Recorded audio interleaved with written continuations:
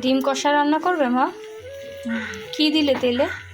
তেলে জিরে দিলাম, গরম চার করলো না তো?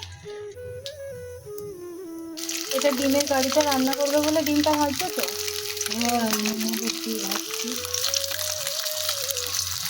মা এটা ডিম কষা বানাবে বলে রেডি করছো তো? হ্যাঁ।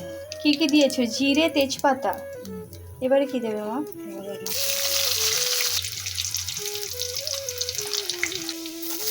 পেঁয়াজ দিলাম। এবারে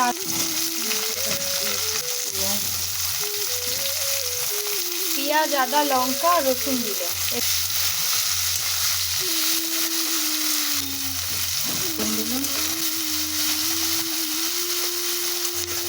এটা কষানো হয়ে গেছে মা?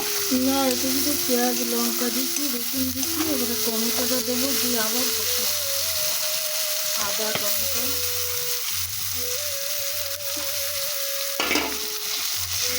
আদা টমেটো দিয়ে কষাবে। আজকে ডিম কষায় আলু দেবে না তো? কষানো হয়ে গেছে মা? এবারে এতে কি দিচ্ছে এটা? মশলা যোগ করবো, জিরে, ধনে, সর্ষে, চালমগজ, বাদাম।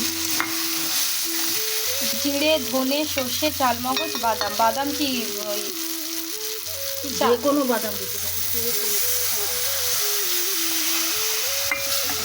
যে কোনো বাদামই এতে দেওয়া যাবে তাই তো?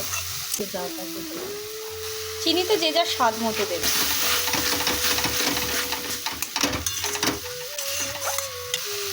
মশলাটা এবারে ভাজা ভাজা হোক, তারপর জল দেবে। জল দিয়ে দিয়েছো মা? মশলা এবার ডিমগুলো দিলেই হয়ে যাবে।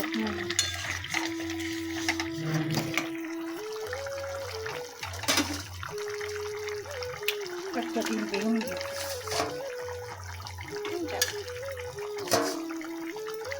একটু ফুটিয়ে নামিয়ে নেবে তাই তো?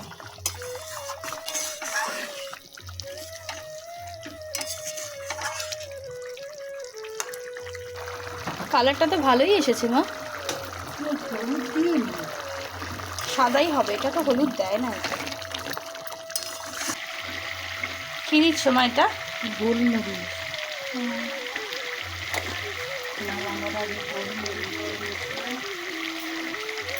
গরম মশলাও তো দেবে?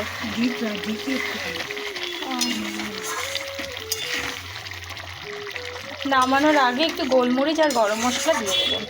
আর যারা ঘির ফ্লেভার পছন্দ করেন তারা ঘিও দিতে পারেন, তবে আমরা কেউই ঘিটা একদমই পছন্দ করি না। না, আমি তো একদমই নয়।